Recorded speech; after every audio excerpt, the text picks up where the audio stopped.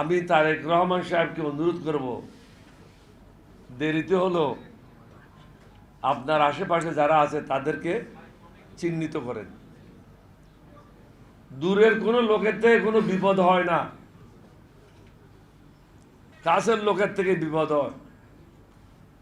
আমি যখন আপনার পিতাকে বলেছিলাম যে আপনার বিরুদ্ধে ষড়যন্ত্র হয়েছে, আপনার পিতাকে হত্যা করবে, এটাতে কে সাহায্য করেছিল?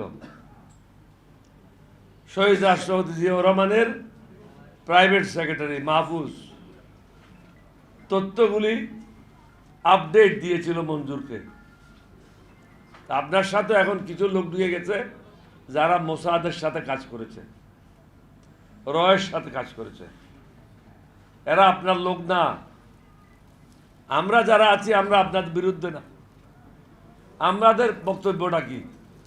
আমাদের বক্তব্য হলো বিগত 50 বছর যাবৎ জনগণ প্রতারিত হয়েছে, ন্যায় বিচার পায় নাই, সুশাসন প্রতিষ্ঠা হয় নাই, আমাদের বয়সও শেষ।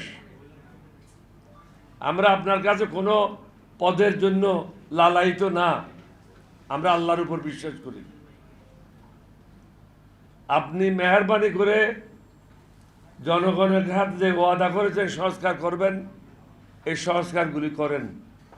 কারণ আপনি মনে করেন না আপনি সর্বশেষ প্রধানমন্ত্রী, আপনাকেও অন্য পদে আসতে হবে একদিন না একদিন। কেউ একই জায়গায় চিরদিনের জন্য থাকে না, তখন আপনার অবস্থাটা কি হবে? সুতরাং সব কিছু বিবেচনায় নিয়ে আমি বারবার বলেছি, শুধু একটাই আপনার আপত্তি থাকতে পারে, যেটা আপনি প্রধানমন্ত্রী হিসাবে দলের প্রধান থাকতে পারবেন না। এটা ছাড়া বাকি কোনো জায়গায় আপনার আপত্তি থাকার কথা না। আমরা বারবার আপনাকে কেন বলছি? কারণ আমাদের অভিজ্ঞতা থেকে আমরা দেখেছি কি কি ভুল হয়েছে, জনগণ কি কি কারণে কষ্ট পেয়েছে। জনগণকে আর কষ্ট দেওয়া যাবে না। আজকে দেশের অবস্থাটা কি? দ্রব্যমূল্য প্রতিদিন বৃদ্ধি পাচ্ছে, মানুষের আয় বৃদ্ধি পাচ্ছে না। 4 দিন না 5 দিন আগে আসছে যে টুথপেস্ট যেগুলো আপনি প্রত্যেক দিন ব্যবহার করেন, এগুলির মধ্যে বিভিন্ন রকম ক্ষতিকারক জিনিসগুলি আছে, অর্থাৎ খাদ্যে বিষ মিশানো হচ্ছে প্রত্যেক দিন। এই জন্য মানুষ বিভিন্ন রোগে আক্রান্ত হচ্ছে। আপনি সেদিকে কোনো মন দিচ্ছেন না। আমি মনে করি অন্যান্য দেশের মতো খাদ্যে যারা ভেজাল দেবে তাদের জন্য মৃত্যুদণ্ড হওয়া উচিত। কঠোর আইন করেন।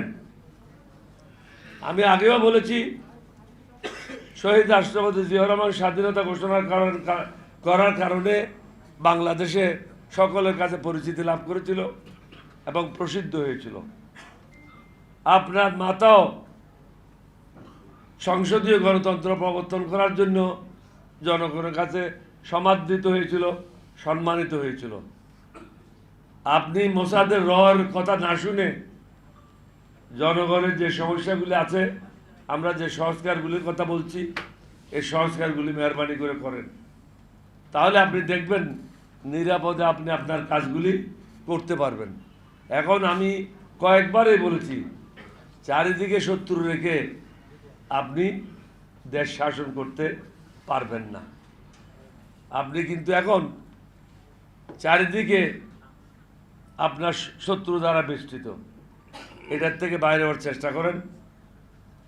আমরা আশা করব আপনার শুভ বুদ্ধি উদয় হবে, দেশটা সঠিক পথে যাবে। আর যারা ফেসবুকে লেগে তাদেরকে অনুরোধ করব, এই জাতিটাকে আর কলঙ্কিত করেন না। আপনারা যে মানুষের মা বাপকে গালাগালি করেন, খারাপ ভাষায় বক্তব্য রাখেন, এটা কোনো মানুষের কাছ থেকে আশা করা যায় না। আপনি সমালোচনা করেন, সে সমালোচনা হবে গঠনমূলক, কিন্তু একটা লেভেল হইতে হবে। লেভেলটা হলো যে আপনার সমকক্ষ কিনা, যার সম্বন্ধে কথা বলছেন সে আপনার সমকক্ষ কিনা। কিন্তু এখন কোনো বাস বিচার নাই। ইদানিং দেখছি প্রধানমন্ত্রীকেও গালি দিচ্ছে, আগে ছিল না। গত এক সপ্তাহ যাবৎ প্রধানমন্ত্রীকে গালি দিচ্ছে, মন্ত্রীদেরকে দিচ্ছেই। লেবার পার্টির একজন নেতা এখানে বলে গেছে, এটা আমি শুদ্ধ করে দিচ্ছি, লেবার পার্টির নেতা বলল বিএনপিও হাসিনার বিরুদ্ধে আন্দোলনে অংশগ্রহণ করেছিল, অর্থাৎ জুলাইতে।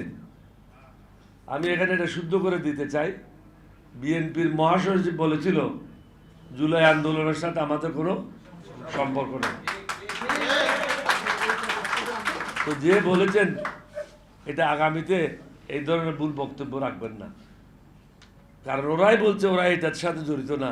তো আপনি কেন খামাখায় ওদেরকে এইরকম সম্মানিত করছেন?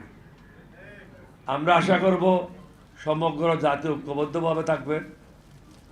সুশাসন প্রতিষ্ঠা করা খুবই জরুরি। এখন সুশাসন নাই, আপনি কোর্টে যান কোনো বিচার পাবেন না। আমার ছেলে একটা মোকদ্দমা করেছে নির্বাচনের জন্য, রিকাউন্টিং। এটা না যে এখানে কোনো হিমালয় পর্বত আছে, তাহলে একই দিনে এটা অর্ডার হওয়ার কথা, এক সপ্তাহের মধ্যে রিকাউন্টিং হওয়ার কথা।